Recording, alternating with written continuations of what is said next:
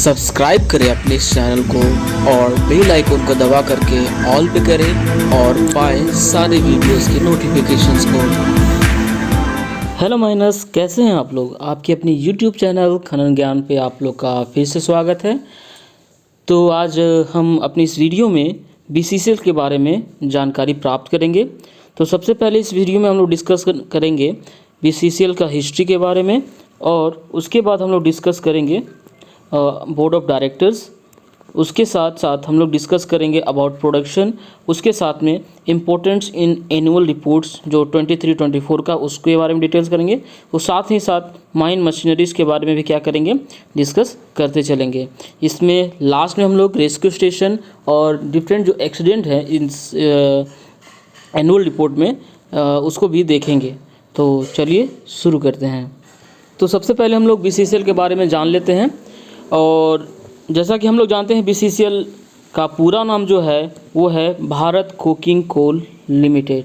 ये भी एक इम्पोर्टेंट क्वेश्चन बन सकता है। उसके बाद में है इसका जो हेडक्वार्टर है वो कोयला भवन जो कि धनबाद में सिचुएटेड है। ये भी एक क्वेश्चन बन सकता है जो होने वाला एग्ज़ाम में आपका। और बीसीसीएल के जो सीएमडी हैं वो श्री समीरन दत्ता जी हैं, जिन्होंने अपने कार्यभार को 28 दिसंबर 2021 में क्या किया था, संभाला था। तो चलिए आगे देखते हैं। तो आइए अब हम लोग हिस्ट्री ऑफ बीसीसीएल के बारे में जानते हैं। तो सबसे पहले हम लोग देखते हैं बीसीसीएल जो इनकॉर्पोरेटेड हुआ था वो था 1 जनवरी 1972 में। उसके बाद जो है फर्स्ट वासरी जो इंस्टॉल्ड हुआ था बीसीसीएल में हुआ था वो हुआ था दुग्धा 1 वासरी में, जो कि 1961 में हुआ था। ये भी एक इम्पॉर्टेंट क्वेश्चन है। उसके साथ में ही जो है 1987 से 88 के बीच में ब्लास्टिंग गैलरी मेथड जो है वो भी बीसीसीएल में ही इंट्रोड्यूस हुआ था, जो कि कहाँ था, ईस्ट कतरास में। उसके साथ बाद में जो है मिनी रत्ना का जो स्टेटस जो है वो बीसीसीएल को कब मिला था, 2014-15 में मिला था। कब मिला था, 2014-15 में मिनी रत्ना का जो स्टेटस है बीसीसीएल को 2014-15 में। उसके बाद जो फर्स्ट मैकेनाइज्ड पावर सपोर्ट जो इंट्रोड्यूस किया गया था बीसीसीएल में वो मोनीडियम ही किया गया था, और वो कब किया गया था, 1978 में। तो ये भी एक इम्पॉर्टेंट क्वेश्चन बन सकता है। तो चलिए आगे अब हम लोग देखते हैं। नेक्स्ट जो हम लोग जानकारी देखते हैं वो एरिया के बारे में। तो बीसीसीएल का जो एरिया है, नंबर ऑफ जो एरिया है वो क्या है, 12 है। इंपॉर्टेंट जो प्रोडक्टिव एरिया है, ठीक है, तो वो कितने हैं, 12। इसमें है Barora area, Basta Kola area, block 2 area, Govindpur area, Katras area, Kusunda area, Lodhna area, PV area, उसमें Sijua area, EJ east Jharia, WJ means west Jharia, western Jharia. उसके बाद क्या है, 12वां नंबर जो है सीवी एरिया। उसके साथ में जो स्पेशल एक एरिया जो इंट्रोड्यूस किया गया, मतलब कि जब पूछा जाए कि टोटल एरिया जो है जो प्रोडक्टिव हो और ना हो उसके हिसाब से, तो वो उसमें हम इंक्लूड करते हैं वासरी डिवीज़न को भी करते हैं, ठीक है। वो क्या करता है, ये तो वासरी है। तो स्पेशल इसमें जब बोला जाए टोटल जो एरिया जो की बात डिस्कस की जाए तो उससे हम लोग क्या करते हैं, 13 गिनेंगे। और प्रोडक्टिव एरिया के बारे में बात की जाए तो उसमें हम लोग क्या कर सकते हैं, क्या बोलते हैं, 12 एरिया को लेंगे, ठीक है। तो ये चीज़ भी इंपॉर्टेंट है, इसको ध्यान रखें। 13 एरिया की जो बात करते हैं उसमें जो 8 जो वासरी है वो इस तरह से है, आप लोग इसको देख लेंगे। दुग्धो जो है एक भोजुडी है, फिर मुनीडी है, Mahuda old, sorry Madhuban old, और धोबीबारी एनएल, उसके बाद है पथरडी, उसके बाद है माधुबंद। ये जो है आपका बीसीसीएल में जो है यही 8 वासरी है जो 13 एरिया के अंदर आते हैं। तो यही है इसमें।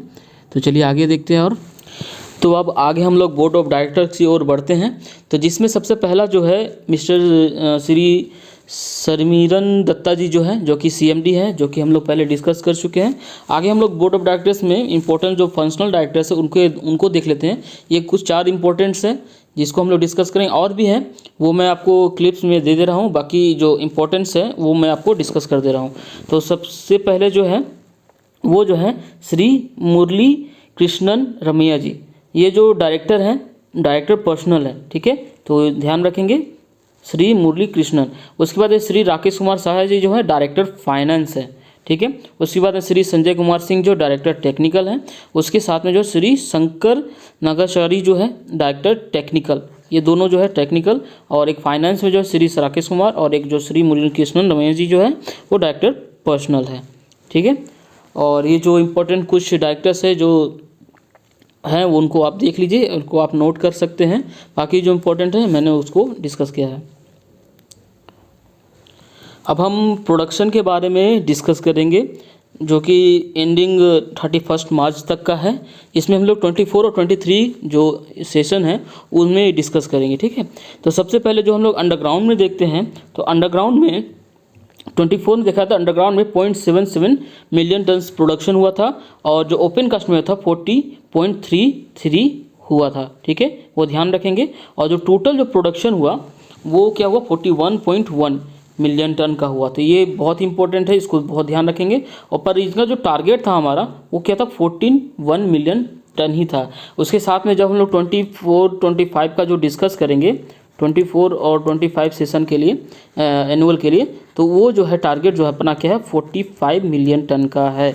इसको भी याद रखेंगे जब टारगेट पूछा जाए आने वाला एनुअल सेशन का, तो वो कितना है 45 मिलियन टन। और बाकी जो है प्रीवियस ईयर का है वो मैंने दे दिया है, इसको भी आप देख सकते हैं। इन दोनों ही लास्ट 2 ईयर में उन्होंने अपना प्रोडक्शन जो टारगेट है वो पूरा किया है। उसके साथ में जब ओवर बर्डन जो रिमूवल है उसको देखेंगे तो वो क्या है 149.28 मिलियन क्यूबिक मीटर, ठीक है।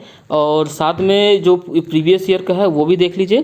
पर ये जो हमारा ओवर बर्डन रिमूवल जो टारगेट है 150 था, जो कि 149.28 हुआ, मतलब कि ओवर बर्डन रिमूवल का जो टारगेट है वो अचीव नहीं हुआ। अप्रोक्स टू टेंस टू है बट पूरी तरह से कंप्लीट नहीं हुआ। तो ये सारे जो इंपॉर्टेंट पॉइंट्स है जो प्रोडक्शन से रिलेटेड वो बता दिया मैंने। अब हम लोग ओएमएस की ओर बढ़ते हैं। और अगर हम ओएमएस यानी आउटपुट पर मैन पर शिफ्ट की बात करें तो इसमें जो अंडरग्राउंड का ओएमएस जो था वो क्या था 0.26 और ओपन कास्ट जो ओएमएस जो है वो क्या था 10.05। ओवरऑल की बात करें जो क्या था 5.89 और एवरेज पर मैन पर ईयर की बात करें तो 1158.45 टन्स है, ठीक है। तो ये सारी चीज़ है, ये बहुत ही इंपॉर्टेंट, इसको ध्यान में रखेंगे, एग्जाम में पूछा जा सकता है। ओवरऑल ये जो है ये खास करके ज़्यादा ध्यान में रखना है, ठीक है। तो चलिए आगे देखते हैं। अगर हम लोग अकॉर्डिंग टू टाइप पे डिस्कस करें, जो कोल प्रोडक्शन है वो कुकिंग कोल जो मिलियन टन में है वो 38.81 टारगेट था, ठीक है। कितना था 38.81 और इन्होंने जो प्रोड्यूस किया 38.81 जो अचीव्ड हो चुका हुआ। और उसके बाद नॉन कुकिंग कोल जो है 2.19 था बट हुआ कितना है 1.99, ठीक है। ये जो हमारा टारगेट और अचीवमेंट जो है ये दिखा, ठीक है। तो चलिए आगे देखते हैं। अगर हम वास्ट कोल और वास्ट पावर कोल प्रोडक्शन की बात करें तो वास्ट कोल जो हुआ था जो टारगेट था 1.98 था और जो कि एक्चुअल जो था 1.462 हुआ है, ठीक है। और उसके साथ में वास्ट पावर कोल की बात करें तो वो क्या है 3.926 है और जो हुआ है वो क्या है 2.837 एंड टोटल जो हुआ है वो हमारा 5.906 और टारगेट जो अपना था वो और अचीव जो हुआ है वो कितना हुआ है 4.3 हुआ है, यानी कि इसमें टारगेट हमारा जो है अचीव नहीं हुआ है, ठीक है।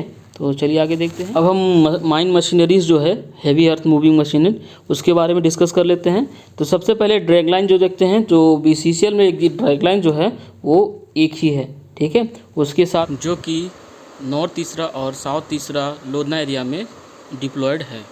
साथ में जो सावेल है वो 80 अभी अवेलेबल है, पहले जो प्रीवियस ईयर में 90 था। देखिए मशीनरीज़ का जो पॉपुलेशन है वो धीरे धीरे क्या है डिक्रीज़ हुआ है। डंपर्स का भी डिक्रीज़ हुआ है, 318 से 299 हो गया। पहले 95 डोज़र थे, अब जो जा कर के 89 हो गए। अब जो और जो ड्रिल है वो 76 है। तो ये सारी चीज़ है। ड्रैग लाइन 1 ही रहा, सावेल जो है 80 रहा, डंपर जो है 299, डोज़र 89 और ड्रिल जो है 76, ठीक है।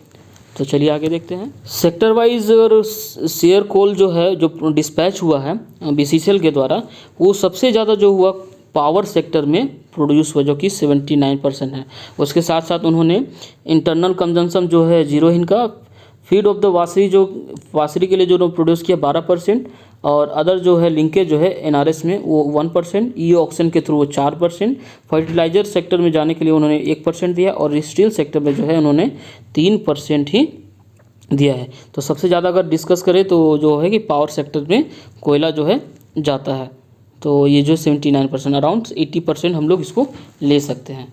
ठीक है, तो चलिए आगे देखते हैं। और अब हम BCCL का जो वर्किंग मेथड और टेक्नोलॉजीज़ की बात करें तो इसमें जो BCCL जो है अंडरग्राउंड और ओपन कास्ट वर्किंग मेथड दोनों यूज करता है। इसमें जो अंडरग्राउंड में लॉन्ग वॉल और बोर्ड एंड पिलर मेथड इसको भी लेकर चलता है। साथ में साथ क्या कंटिन्यूस माइनर वाला जो मेथड है उसको भी लेकर चलता है, और हाई वॉल माइनिंग मेथड भी ये इंट्रोड्यूस करने वाला है। उसके बाद में जो टेक्नोलॉजीज़ है वो जो है वो लॉन्ग वॉल टेक्नोलॉजी जो यूज कर रहा है वो जो है मोनी डी माइन में चल रहा है अभी भी, और इसके लिए अच्छे प्रोडक्टिविटी और अच्छे सेफ्टी के साथ चलाने के लिए उसको एक अवार्ड भी मिल चुका है। उसके साथ में जो है कंटिन्यूस माइनर टेक्नोलॉजी जो है उसके लिए अप्रूवल मिला है प्योर बेनिडी ब्लॉक 2 अंडरग्राउंड माइन के लिए। ठीक है, उसके जो अंडर प्रोसेस है उसके साथ में जो इंट्रोड्यूस होने वाला है वो जो है अमलगमेटेड ब्लॉक 1 OCP में जो हाई वॉल माइनिंग मेथड जो इंट्रोड्यूस होने वाला है इसमें। उसके साथ में राजापुर OCP जो उसमें भी ये हाई वॉल माइनिंग मेथड आने वाला है। और कोल माइन मीथेन जो एक्सट्रैक्शन जो है जो CBM टेक्नोलॉजी है वो जो है कपूरिया और मुनिडी साथ में साथ जर्मा एंड द सिगरा ब्लॉक्स में चल रहा है जो अपना क्या कोल माइन मीथेन जो एक्सट्रैक्शन जो है वो। ठीक है, ये सारे वर्किंग मेथड है तो और टेक्नोलॉजीज़ है, इसको ध्यान में रखेंगे हम लोग। ठीक है, तो चलिए आगे देखते हैं। अब हम आगे बढ़ते हैं रेस्क्यू स्टेशन की तरफ। रेस्क्यू स्टेशन जो BCCL में एक ही है जो कि 1941 में बनाया गया था। कब बनाया गया था? 1941 में। ध्यान रखेंगे इस डेट को, 1941 में। ठीक है, जो कि कहाँ पर है? धनसार में सिचुएटेड है, तो इसको ध्यान में रखेंगे। उसके साथ ही साथ जो है वो इसके पास जो है BCCL के पास में रेस्क्यू स्टेशन 3 है, जो कि एक मुनिडी में है, एक सुदामडी में है और एक मधुबन में है। ये 3 इनके पास क्या है? Rescue room. ठीक है, तो और हम अब एक्सीडेंट स्टैटिस्टिक्स के बारे में बात करते हैं। तो सबसे पहले देखेंगे जो BCCL में 4 फैटल एक्सीडेंट हुए हैं इस एनुअल में। ठीक है, 23-24 में। ठीक है, ध्यान रखेंगे। उसके साथ में 5 फैटलिटीज़ हुई थी, साथ ही साथ 5 सीरियस एक्सीडेंट हुए थे और साथ में 6 सीरियस इंजरीज हुई हैं। तो ये सारे जो इम्पोर्टेंट जो पॉइंट्स है एग्ज़ाम्स के व्यू में बहुत इंपॉर्टेंट है। तो चलिए आज की अपनी इस वीडियो में हम लोग इतना ही करते हैं। तो और आने वाले वीडियोज़ के लिए आप हमारे चैनल के साथ में बने रहें। Thank you, have a nice day.